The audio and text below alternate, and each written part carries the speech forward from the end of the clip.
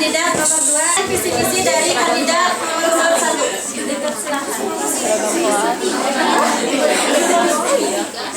Dikasih bahan Assalamualaikum warahmatullahi wabarakatuh. ya beli bahan. Sebelumnya saya mohon maaf ya karena teman saya Dini Kustini sedang berhalangan hadir dikarenakan sakit. Mungkin langsung saja ke visi misi saya. Di visinya saya mempunyai visi meneruskan membangun hima PG PAUD yang berlandaskan kebersamaan dan persatuan demi tercapainya kemajuan. Dan saya mempunyai 4 misi. Yang pertama, membangun sumber daya organisasi yang bermutu, dan yang kedua, membangun sebuah pemikiran demi tercapainya kemajuan, dan yang ketiga, menyatukan pemikiran yang berkelanjutan, dan yang keempat, mensinergikan hasil pemikiran dengan visi yang diinginkan.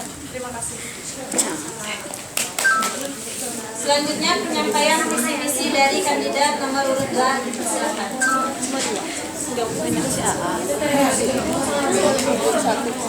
Assalamualaikum warahmatullahi wabarakatuh. Waalaikumsalam warahmatullahi wabarakatuh. Kami kandidat nomor urut 2. Visinya akan dijelaskan oleh sahabat saya Rema. Sahabat Kami ini memiliki visi cerdas ceria. Nah, cerdas ceria ini merupakan singkatan. Yang pertama C ini cakap, yang E-nya eksistensi, R-nya religius, D-nya dedikasi tinggi, A-nya aktif, S-nya sportif, dan yang terakhirnya ceria.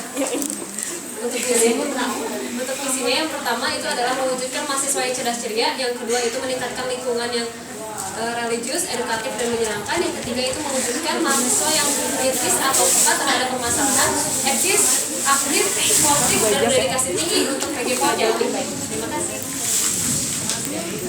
Ya, terima kasih untuk penyampaian visi-misi dari para calon kandidat. Selanjutnya dibuka sesi tanya jawab.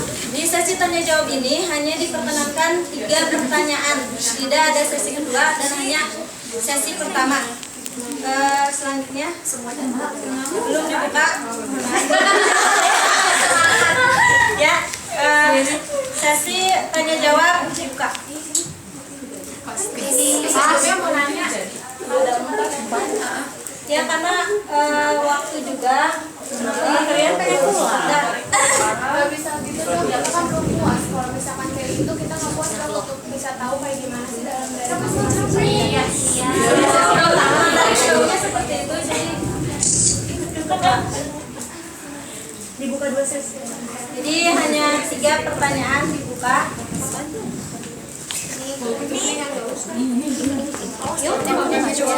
Ya ngacung. Ya, untuk pertanyaan Aku enggak. Kamu enggak pilih? Ya. Ini ya, saya sih nggak ngelihat dari visi misi kalian ya, saya mah ngelihat dari pandangan kalian. Menurut kalian itu, maksudnya gimana hima tuh apa sih? Terus gimana cara kalian ngebikin hima itu sama rata sama yang lainnya, tidak ada jenjang pengurus aktif sama yang biasa? Itu gimana cara kalian? Jadi nggak ada pembeda. Jadi bukan organisasi yang eksklusif. Gimana cara kalian? Terima kasih. Ya, karena yang penting itu bukan visi misi kalian. Kalian nggak akan melihat dari situ.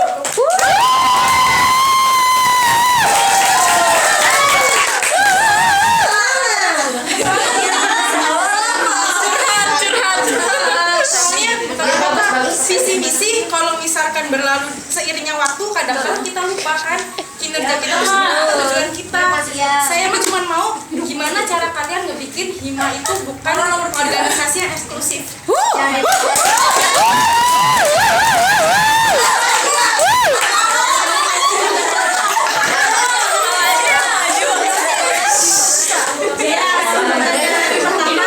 akan dijawab oleh kandidat pertama dengan durasi 3 menit.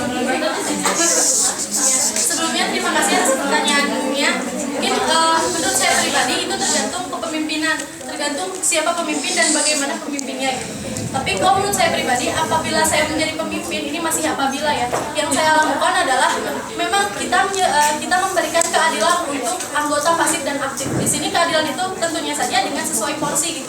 Sesuai porsi di sini adalah apa fungsi anggota aktif di kepengurusan himpunan PGPAUD dan apa porsi anggota hima PGPAUD yang pasif gitu. Yang pasif misalnya contohnya kita bisa lihat di setiap proker di sini ada beberapa proker yang memerlukan bantuan dan memang sangat memerlukan bantuan dari anggota yang pasif. Kita membuka oprek yang seperti itu. Mungkin itu untuk acara formalnya, tapi di sini untuk seperti keakraban dan lain-lain mungkin itu tergantung seseorangnya sendiri. Kalau misalkan saya sendiri memang saya merasa supel kepada semua orang saya sendiri, tapi belum tentu karakteristik seseorang itu memang sama-sama supel gitu. Mungkin di sini kita bisa letakkan pada kepribadian diri saya sendiri misalnya. Terus kalau misalkan untuk contoh lain-lain, kegiatan lain-lain, saya mengambil contoh baru saja kemarin dilakukan. Dari contoh kemarin ada jurusan lainnya di fakultas lain di UPI mengajak himpunan kita untuk bertanding futsal, contohnya seperti itu. Tapi saya berpikir kenapa kita tidak mengajak anggota himpunan yang pasif gitu ya, karena kita semua adalah yang memiliki himpunan, kita semua adalah anggota himpunan PGPAUD gitu. Dan saya berinisiatif kemarin saya mengajak 2014, 2013 dan 2012. Alhamdulillahnya semua angkatan ada yang meskipun memang hanya orang-orang itu saja, tapi tidak hanya pengurus yang ikut, tapi alhamdulillahnya anggota yang pasif pun ikut. Jadi itu mah tergantung pemimpinnya mau seperti apa dan bagaimana untuk ketuanya. Terima kasih.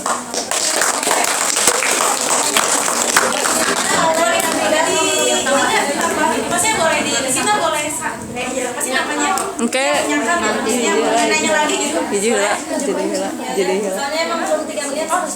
Iya. Gini ya, untuk kalian berdua juga kan nanti Rena juga jawab juga.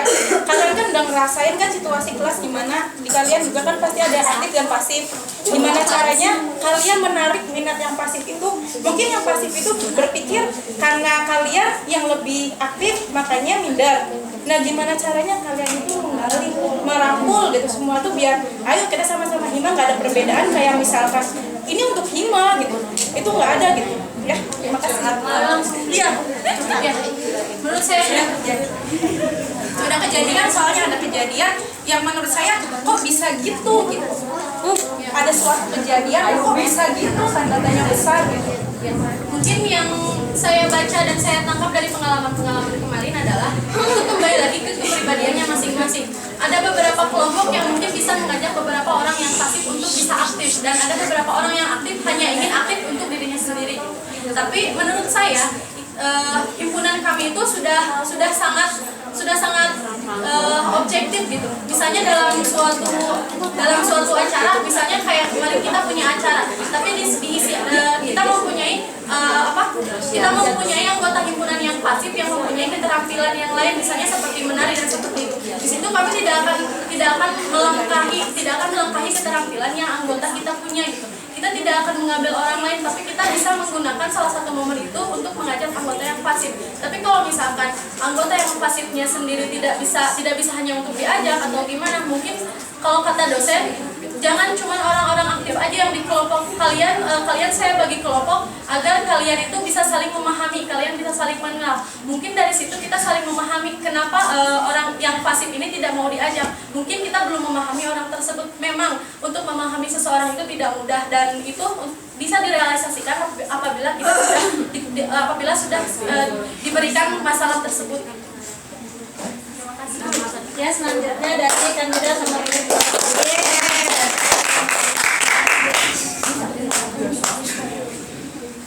Assalamualaikum warahmatullahi wabarakatuh.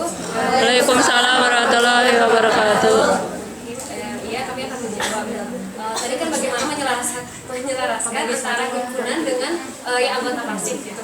Nah di sini emang kita katanya kan nanya soal visi kita, tetapi di situ ada tersirat visi kita gitu, yaitu adalah menyenangkan. Nah kenapa sih harus menyenangkan? Nah itu memang karena kita juga yang membuat visi dan misi itu nggak sesuai dengan itu pemikiran kita saja gitu, tapi kita